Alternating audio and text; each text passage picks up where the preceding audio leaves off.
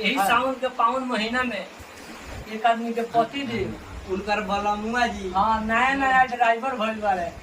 आ गाड़ी लेके बोल बम जाता रहे यानी कि बाबा धाम। अच्छा। आ पूरा रोड में कांवरिया लोग के भीड़ लागल बा। तो वो अपना पति देव से कैसे कहता रही समझाता रही राजा कैसे हो अरे रोड में कांवरियन के भीड़ लागल बा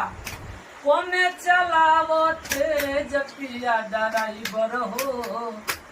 पिया ड्राइवर हो धक धक करता करे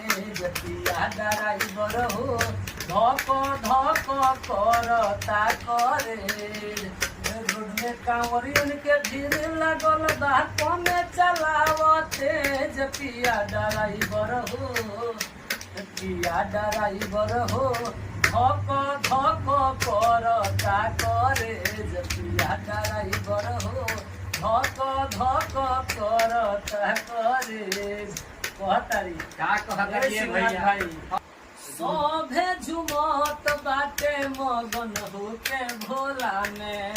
बारह दम बाटे राजा भंगिया के गोला में मानी लो हमर बाते ये रजब हटी नहीं मेज पिया ड्राइवर हो पिया ड्राइवर हो धक धक करता करे पिया ड्राइवर हो धक धक करता करे